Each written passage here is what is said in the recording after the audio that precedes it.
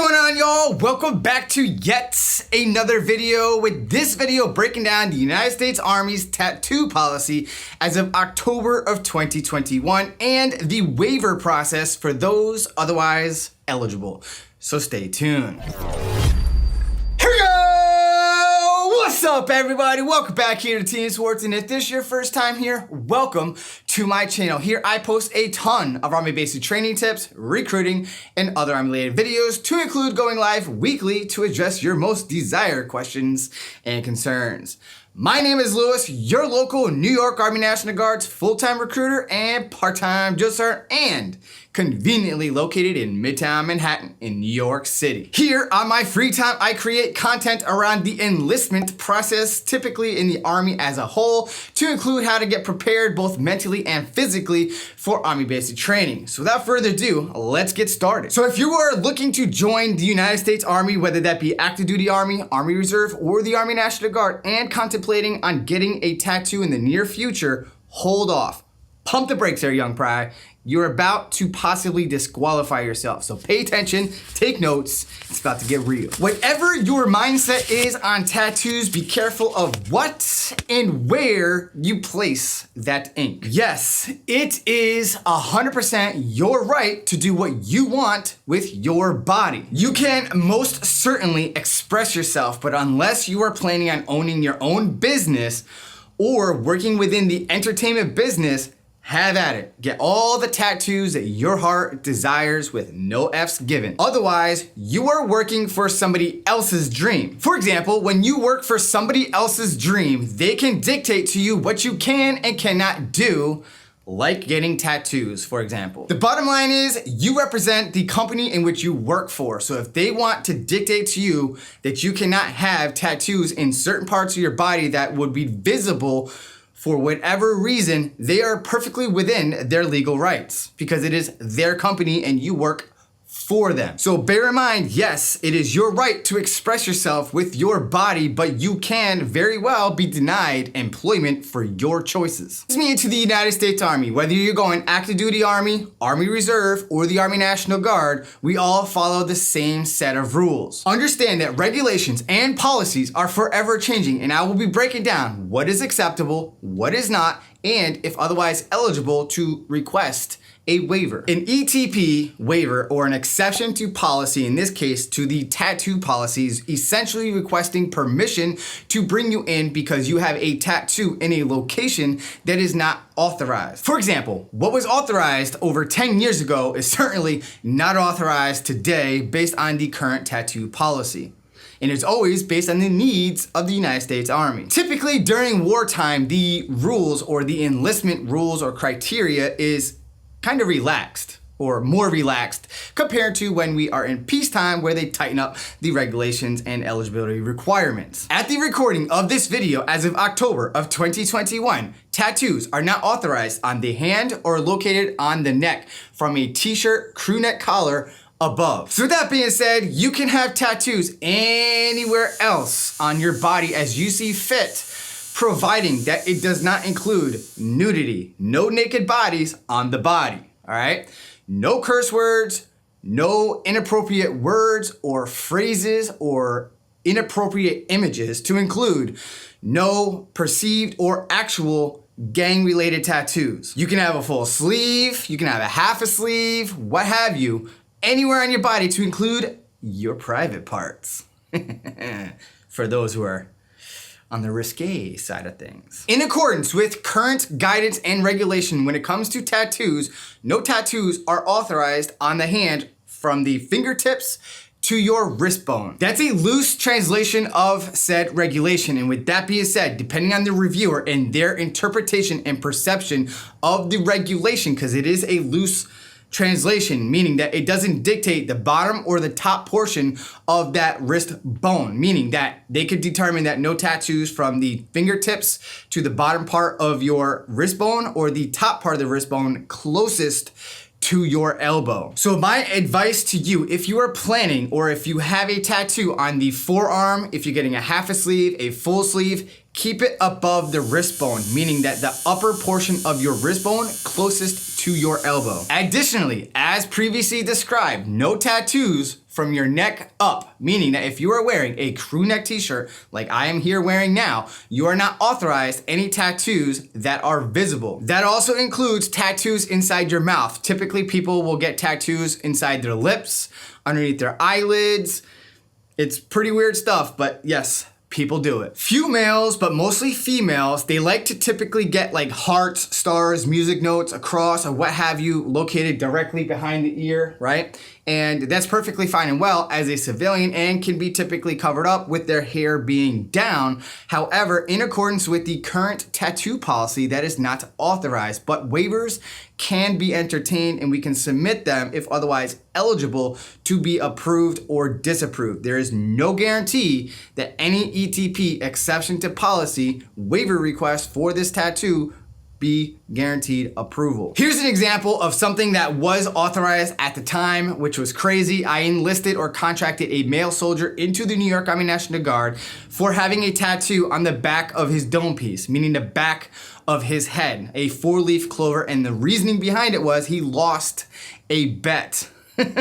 But because in accordance with regulation at that given time, it was authorized and he contracted with no waivers required. Here's a crazy story of a guy that I almost enlisted but ultimately referred to active duty Army because his circumstances changed and the Guard was no longer a good fit for him. However, at the height of the war of Afghanistan and Iraq, like I said, regulations will loosen up based on the current circumstances. With that being said, we were approving some crazy tattoo ETP requests. And with that being said, he had a naked body, and I'm not talking about a small tattoo. It was right here on the side of his, like huge. It took up the whole side of his neck of a naked woman from the torso up. And I mean, it was graphically and artistically detailed, drawn out on his neck, full nipple and all. And I told him that if he was going to join, he would have to tattoo a bikini to cover up the nudity, because nudity obviously is definitely a no-go at this station. He heeded my advice. He got a bikini tattooed onto that particular tattoo, and the exception to policy tattoo waiver was approved, and he got in there like swimwear. In today's climate, and with the current tattoo policy in place, there's no way in hell, even if hell froze over, would that tattoo request ever even get entertained. In fact, I would become the laughingstock of the New York Army National Guard if I were to even submit such a ETP request. There are, however, some limited exceptions to the tattoo policy that we can request a waiver to bring you in to the military or into the United States Army as a whole. And ETP, as previously described, is an exception to a policy, in this case, the tattoo policy. There is no guarantee for approval, and some things that will guarantee approval is, let's say you have a wedding band tattooed on your finger because maybe it's based on your employment status and the type of work that you do. It is a safety risk or a hazard to wear an actual ring on your finger, or let's say it's just a religious thing. But if you have a matrimonial ring or something that symbolizes your marriage around your ring finger on either hand, can and will get approved easily, hands down. Common things among females is getting their eyebrows tattooed, right? And in accordance with the tattoo policy, that is not authorized. Remember, anything above the neck. However, you can submit an exception to policy for that tattoo, but there's no guarantee that it will get approved. So if it looks, if you're going to submit one and it looks natural, then you might be okay. It might get approved. It's like a 50-50 chance of it being approved. And for you fellas that are like me, balder than a mother flower, you're not authorized now or in the future, unless regulations change, to get tattoos or tattoo of hair on your scalp, right? I don't know the technical term for it, but you cannot have hair tattooed on your head. It is just not authorized, all right? So don't do it to yourself. So let's say you have a tattoo on your right hand, whether it's on your fingers, your outer edge of your hand, or the top of or the back of the hand. It is not authorized. You have literally a 99.9% chance of that tattoo ETP request getting denied. So if it's on your right hand, which is your saluting hand, when you render the hand salute for the flag, officers, or for the nation, it is not authorized on your right hand. But we can submit a tattoo ETP request for your left hand, because that is your left hand that may be your saving grace. That hand remains at your side when in the position of attention and behind your back when at the position of parade rest. If the tattoo is small enough on your left hand, and depending on what the tattoo is of and how big it is, we can entertain an exception to policy for that tattoo. Typically, it'll be like right here on the side of the hand, inside the finger, maybe even the knuckles of your hand, or between your thumb and the index finger is another location commonly used for tattoos. The smaller, the better. If it's anything obnoxious, offensive, or being perceived as offensive, typically it won't get approved and you're kind of screwed. So the process for a recruiter is to get you otherwise pre-qualified by passing the ACTUVE test and the medical exam before we can submit a tattoo ETP or exception to policy waiver request. We're also going to be taking photos of your tattoo and a separate photo with a ruler beside your tattoo to show how big your tattoo is. And we're also going to be asking you what is the purpose or the reasoning or meaning behind your said tattoo. So that way when it ultimately gets to the reviewing approval authority, they're going to weigh in the reasoning behind it, what is the tattoo of, and weigh out their options and make a judgment call on whether or not they will grant your waiver request or not. And if it's denied, now you're gonna have issues. Now you're gonna have to get it removed because no waiver authorized at that point because it's already been denied. So as for the neck tattoo, if it's like a back tattoo and it somehow like barely peaks just above the neck collar, typically in most cases, that tattoo ETP request will get approved. Again, it's like 50-50, but typically they do get approved. The tattoos that are behind the ears of like a music note, a cross, heart star, so on and so forth, those ones are 50-50 on whether or not they get approved. So if it's closer to the ear, right, and well hidden behind the ear, then again, that's like a 50-50 shot on whether or not it's going to get approved. Otherwise, it will get denied and you will have to remove those tattoos if you ultimately want to join. No tattoos on the anywhere part of the head or neck outside of those two locations, which I just described to you. You have to understand that as a soldier in the United States Army and in uniform, you represent the United States of America, the flag, our country, and your unit in which you are going to be a part of. So you must maintain a professional image at all costs. At the end of the day, if your tattoo ETP request is denied, it is on you as the applicant to essentially remove your tattoo by whatever process necessary. And that's on your dime, right? The Army's not paying to get it removed. You made the mistake of getting a tattoo. You want to be part of our organization. So it is on you to remove your tattoo or tattoos.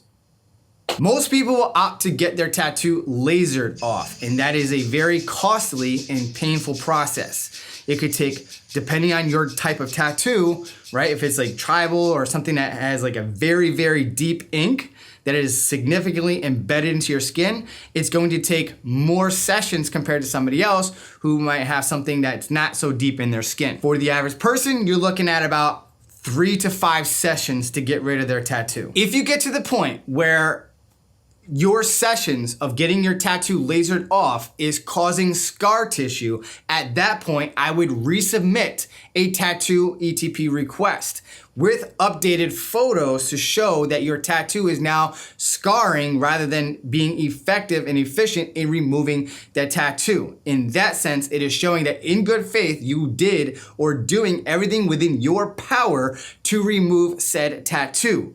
By having a letter from or some sort of documentation from the facility that you are getting your tattoo lasered off, showing how many sessions did you partake or conduct and complete leading up to the point now that you are resubmitting the tattoo ETP request. Usually 50-50 at this point, they will reassess your tattoo ETP request and approve it. Another method is to get a cover-up tattoo over your existing tattoo. One of two methods. The first method is, as previously described earlier, was to tattoo for example, the bikini over top of the naked lady, right? That got him in accordance with the current standard at that time.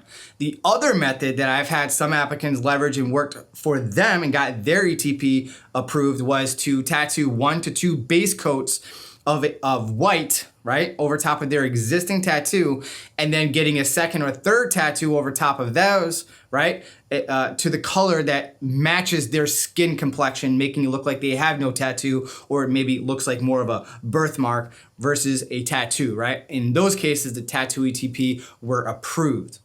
So it's 50-50, but it's another avenue of approach to requesting an ETP for your tattoo. Getting a tattoo cover-up is probably just as painful, if not as painful as getting it lasered off, but probably more cost-effective. Hopefully you have a good tattoo artist and they know what they're doing to be able to make that work for you.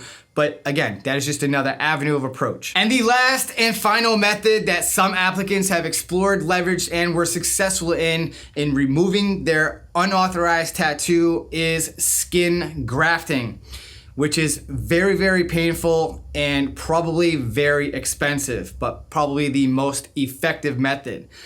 Now, out of all avenues of getting rid of your tattoo, I cannot endorse any of them or tell you that you have to do that. That is within your choice and your decision. I cannot tell you to remove your tattoo, but if you want to get in accordance with the current tattoo policy, that is a choice and a decision that you're gonna have to weigh and decide on what's best for you. Just make sure that whichever method you do decide to use and leverage, make sure that you are going and leveraging licensed personnel or professionals. The last thing I want is for you to end up in the hospital due to an infection or what have you. Make sure you're using true professionals. And if you end up getting your tattoos removed and your tattoo ETP gets denied, that's a risk that you're going to have to take if you decide that joining the Army is for you. And PS, or bonus tip, don't waste your money on Wrecking Ball or any other equivalent products out there where essentially you rub a cream or an ointment on your skin and basically you're like using a device like sandpaper to remove your tattoo. First of all, that is extremely painful and it's gonna take you forever to make that happen, like years, okay? So just don't waste your money, just don't. So currently, as of October of 2021, to be eligible to request an ETP for the tattoo policy, you must pass the ACTUVE test scoring a 31% or better, which is a recent change where previously to October 2021, you had to score a 50% or better. Additionally, you have to pass your medical exam. Those two things must take place or happen and be successful in before we can even entertain an ETP request. Additionally, throughout your Army career, if you decide to get a tattoo that is not in accordance with the regulation or tattoo policy, understand that you will have then two choices. You're going to get counseled by your unit, and they're going to tell you you are either going to get discharged or out of your own pocket because you made a mistake, whether you were aware of it or not, does not take away from the fact that you broke regulation. So you are going to have to pay to get that tattoo removed or, as previously described, get discharged, processed out of the Army. Now, when it comes to getting discharged for an unauthorized tattoo, it's more than likely not going to be a dishonorable discharge. It's probably more than likely going to be a general or uncharacterized discharge under honorable conditions, which isn't necessarily a bad discharge, but that's going to omit you or disqualify you from majority, if not all,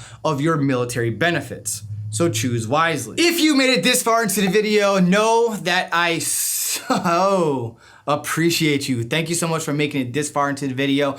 Like this video, smash it if that's something you're into. It helps out the algorithm, shows me that you like this type of video and that you want more of it or whatnot. Comment down below any other video topic ideas that you want to know more about, because I'm all about delivering content that will help you make well-informed decisions and to prepare yourself for basic training. So with that being said, drop a hashtag TEAMSWARTZ down in the comment section at the very least, and I'll see you in the next video.